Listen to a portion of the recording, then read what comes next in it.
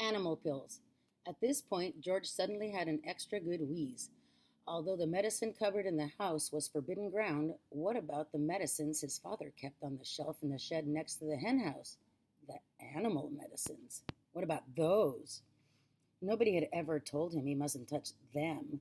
Let's face it, George said to himself, hairspray and shaving cream and shoe polish are all very well, and they will no doubt cause some splendid explosions inside the old geezer. But what the magic mixture now needs is a touch of the real stuff, real pills and real tonics to give it punch and muscle. George picked up the heavy 3/4 full pot and carried it out the back door. He crossed the farmyard and headed straight for the shed alongside the henhouse. He knew his father wouldn't be there. He was out haymaking in one of the meadows. George entered the dusty old shed and put the stewing pot on the bench. Then he looked up at the medicine shelf. There were 5 big bottles there. 2 were full of pills, 2 were full of runny stuff, and 1 was full of powder.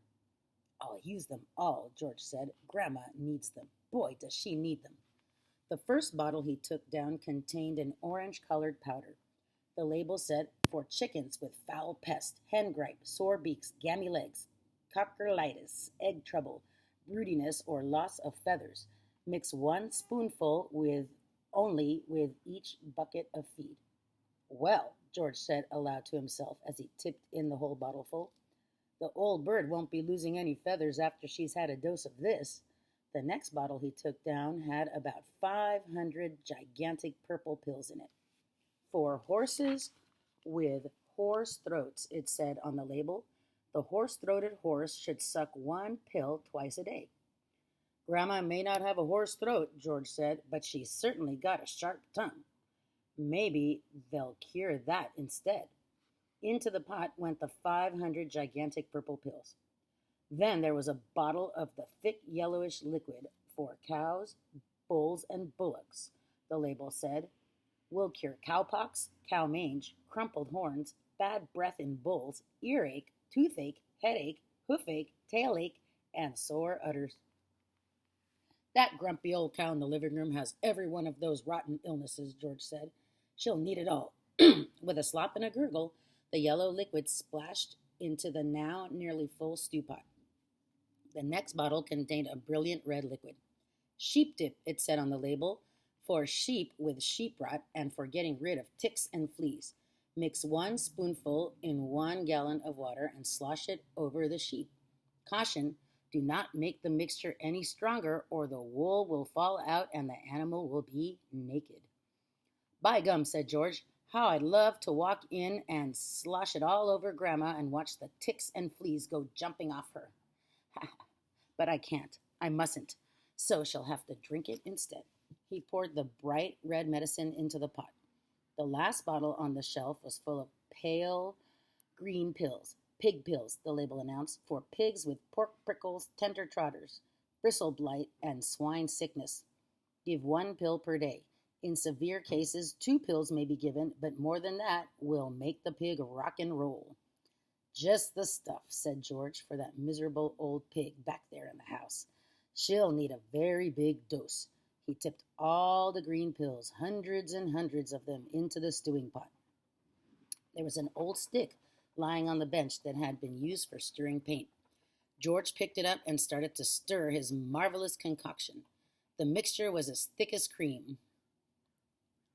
As he stirred and stirred, many wonderful colors rose up from the depths and blended together. Pinks, blues, greens, yellows, and browns. George went on stirring until it was all well mixed. But even so, there were still hundreds of pills lying on the bottom that hadn't melted. And there was his mother's splendid powder puff floating on the surface. I shall have to boil it all, George said. 1 good quick boil on the stove is all it needs. And with that, he staggered back toward the house with the enormous heavy stewing pot. On the way, he passed the garage. And so he went in to see if he could find any other interesting things. He added the following: 1/2 pint of engine oil to keep Grandma's engine going smoothly, some antifreeze to keep her radiator from freezing up in the winter, a handful of grease to grease her creaking joints, then back to the kitchen. The cook-up. In the kitchen, George put the heavy stewing pot on the stove and turned up the gas flame underneath as high as it would go. George, came the awful voice from the next room. It's time for my medicine.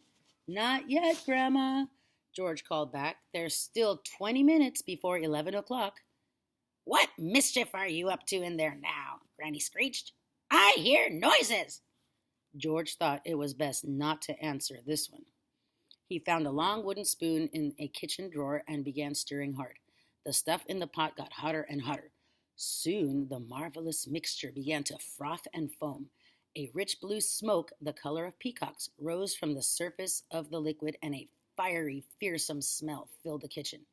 It made George choke and splutter. It was a smell unlike anything he had smelled before. It was a brutal and bewitching smell, spicy and staggering, fierce and frenzied, full of wizardry and magic. Whenever he got a whiff of it up his nose, firecrackers went off in his skull and electric prickles ran along the backs of his legs. It was wonderful to stand there stirring this amazing mixture and to watch it smoking blue and bubbling and frothing and foaming as though it were alive. At one point, he could have sworn he saw bright sparks flashing in the swirling foam. And suddenly, George found himself dancing around the steaming pot, chanting strange words that came into his head out of nowhere. Fiery broth and witch's brew, foamy froth and riches blue, foam and spume and spoon drift spray, fizzle, swizzle, shout hooray. Watch it sloshing, swashing, sploshing, hear it hissing, squishing, spissing. Grandma better start to pray. Brown paint. George turned off the heat under the stewing pot. He must leave plenty of time for it to cool down. When all the steam and froth had gone away, he peered into the giant pot to see what color the great medicine now was. It was a deep and brilliant blue. It needs more brown in it, George said. It simply must be brown, or she'll get suspicious. George ran outside and dashed into his father's tool shed where all the paints were kept. There was a row of cans on the shelf, all colors, black, green, red, pink, white, and brown. He reached for the can of brown. The label said simply dark brown gloss paint, 1 quart. He took a screwdriver and pried off the lid. The can was 3/4 full. He rushed it back to the kitchen. He poured the whole lot into the pot. The pot was now very full to the brim. Very gently, George stirred the paint into the mixture with the long wooden spoon. Aha! It was all turning brown, a lovely, rich, creamy brown. Where's that medicine of mine, boy? Came the voice from the living room. You're forgetting me. You're doing it on purpose. I shall tell your mother. I'm not forgetting you, Grandma, George called back. I'm thinking of you all the time, but there are still 10 minutes to go.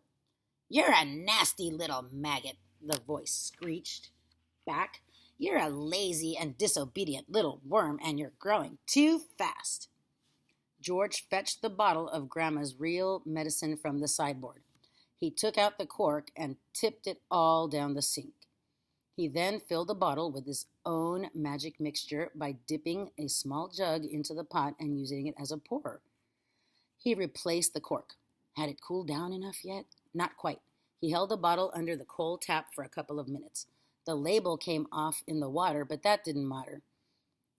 He dried the bottle with a dishcloth. All was now ready. This was it. The great moment had arrived. Medicine time, Grandma, he called out.